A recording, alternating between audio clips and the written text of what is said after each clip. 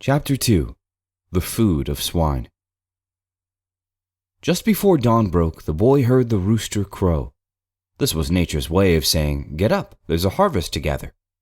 However, given the recent year's drought, it meant getting up and helping his father with whatever menial task had been planned for the day. Although the boy was well aware that most of the things to be done were of no consequence, he was delighted to perform them. They gave him reason to be at his father's side, the place the boy cherished more than any other on earth. Days with his father were days of learning. He looked upon his father like a god upon the earth. His father was a strong man. He was mild-tempered, but willing to sharpen his jaw if circumstances required it. He was the boy's lone friend, guide, teacher, and mentor. But above all else, he was his father. The boy loved and admired his father deeply. The feeling was mutual. The man loved the boy more than anything else. His wife had died while giving birth to the young boy, leaving him alone to raise him into a man. He took great care in this responsibility, considering it his most worthy task. "What shall we do today, Father? Is there any chance of a harvest by the spring?" The father had aged quickly over the past couple of years. The sun had been unrelenting, and the weather gods had been particularly selfish with their rain. He always tried to shelter his son from his dire concerns and anxieties. "I cannot say, my son," the father replied. "I think today we shall go to town to see if we may be able to unearth another strategy for changing our fate. You are deserving of a day in the village. It's good to be around the other townspeople on occasion." The boy didn't care anything about ever leaving their small parcel of land.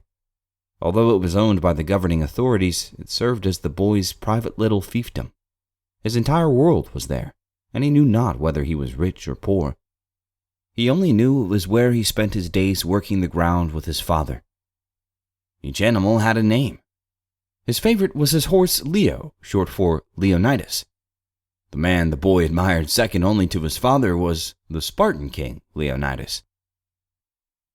Being a peasant, the man was not formally educated, but he did know a small bit of Latin and could read reasonably well.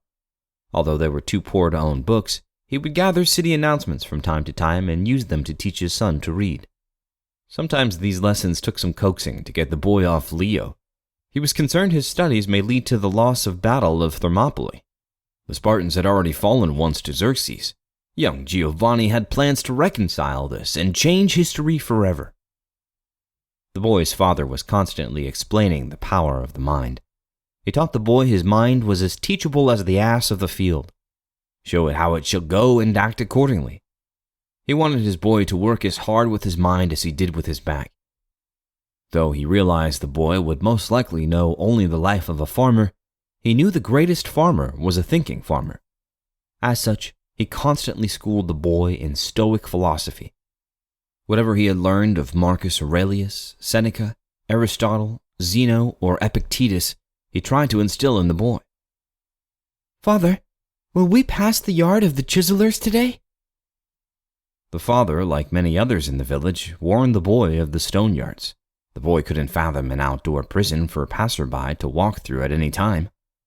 He had always wanted to see the yard, but his father never took him. "I'd rather not, son." "But why not?" "Son, these men are dead with breath still in their lungs. They've lost all hope for love, joy, pleasure, ambition. They are trapped souls tethered to the large stones. They toil day in and day out, chiseling away as though they were freeing themselves from prison, yet they are already outside. It's as cruel as a punishment as I can imagine. Daily they watch the other townspeople consuming the freedom they once shared." He thought for a moment. "Don't get me wrong, my son. Many of them deserve their punishment. Chained to the stone, holding a chisel and a hammer, is still a body in possession of a soul, albeit a trapped soul." The boy absorbed his father's every word. He processed what he was saying. Then a look came over his face, as if competing thoughts were doing battle between his eyebrows. "Father, do not these men still have their mind?" The man paused, looked ahead, and then back at the boy. Why, yes, son, of course they do. Well, then don't they, as you have taught me, still have the ability to choose their attitude toward the situation in which they find themselves? Can they not find purpose for where their fate has led them? The man stopped. He knelt down and took the boy by his shoulders. With a slight crack in his voice, he replied, Yes, my son, they most certainly do, and most certainly can. It was one of those precious moments when a father enjoys confirmation that one of his greatest desires on earth has been granted. His son has listened to his teaching. His son has learned. In this moment, his son was able to teach him something. He was proud beyond measure. The two of them walked on in silence, each with his own thoughts, with the man occasionally looking down at his son and smiling with admiration. They made their way to the village. The boy noticed his father was laden with more worry than normal. As they neared the village, his father's face lost color. His brow sprouted wrinkles. They had not eaten for a couple of days. Although the boy was hungry, he never complained. His stomach, however, was relentless in its grumbling. After one growl in particular, the father looked down with a raised eyebrow and asked, Are you okay, my son? How is your stomach holding? The boy was beginning to feel weak, but he replied as usual, I'm okay, father. Looking toward the village bakery, the man told his son to wait near the watering fountain. He knew his son loved horses, so he enticed him to gaze upon the majestic beasts as they watered in the town square. He told his son he needed to visit with a friend for a moment about purchasing more seed for their fields. Can't I come with you, father? I'd rather you not, son. But why not? The man was tortured. He hated to go anywhere without his son by his side. He thought for a moment, knowing his son would not be easy to fool. He also knew the trust he had built with his son, so he would yield to whatever he told him. Though this suited his plans for the moment, it crushed the man's spirit to be less than honest with his son. Well, you see, Giovanni, this gentleman I'm meeting with has a desperate time hearing. He's rather vain as well. I'd like to spare him the embarrassment of speaking to both of us. You understand, don't you? The boy never doubted anything his father told him. Of course, father. The boy walked over to the village's watering fountain as his father instructed. He enjoyed looking at the horses and trying to guess their names. He would imagine their names, then give them one he thought suited them. He would tell them of his horse, Leo, who was so majestic he was worthy of the name of a king. The father made his way to the bakery, and then proceeded to the back of the small building. The smell was almost unbearable. Not that it was a bad smell, mind you. It was freshly baked bread. This was something neither the man nor his son had tasted in months. His mouth began to sweat, and his body felt numb. Every day at noon, the baker would toss a bag of the previous day's bread. It was meant to be gathered by the village's pig farmers to feed their swine. Under strict orders, there was to be no taking of the bread by villagers. It was something very few ever dared to do, although it was well known many had. It was especially common in times such as these when the farmers were yielding such small quantities of wheat. During droughts, the punishments were even greater for taking the bread than for other crimes. The governing officials knew it would be a temptation for those in need. Precisely at noon, the back door of the bakery opened. Out flew a ragged sack with no fewer than 6 loaves of hard, stale bread. It must have been particularly stale, for when they hit the ground, it was almost as though the sack contained stones. The man stared at the bag for a moment. His mouth, once sweating, was now dry as a bone. His stomach was as tight as a fist. His blood throbbed in his head. His son's face flashed before his eyes. How would he explain to the boy where the bread had come from? He would never want his son to think of him as a thief. Better to have a son with a thief for a father than to be a father with a starving son. He justified his actions by negotiating with himself. Must be, Giovanni. The gods have been too sparing with their rains. Will it be 1 loaf or 2? Will it be the whole bag? Never! That would be gluttonous. I won't even consider such a thing. Okay then. How many? what are the total contents? He looked around. No one was in the alley. He opened the bag just enough to see inside. He counted. 1, 2, 3, 4, 5. Looks like there are 5 lumps. I'll assume that's the total contents. Okay, 2 should do it. This leaves a greater share to the swine. Surely you're doing no harm if your goal is to feed your starving son and in the effort ensure the pigs eat better than he. Okay, I agree. With that, the man slowly scanned from east to west. He could see the back of the baker's head through the small window of the door.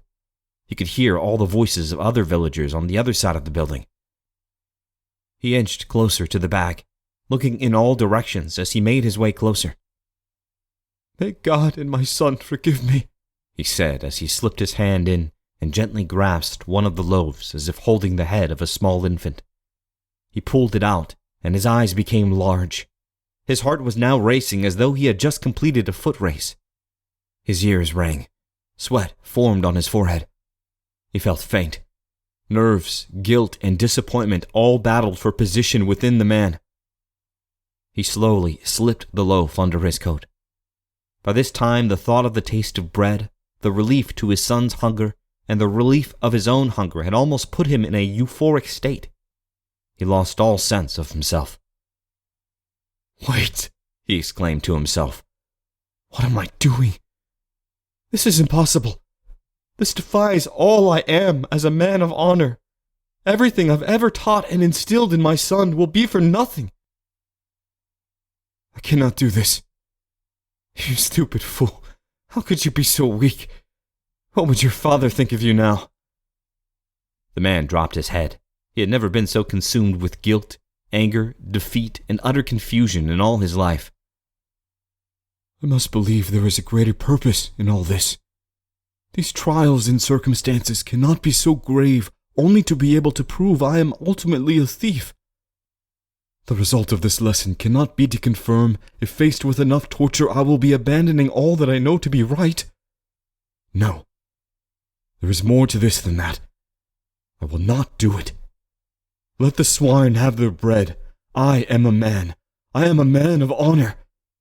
Keep your bread, swine. I am not a pig. He then lifted the bag and gently placed the loaf back into the sack.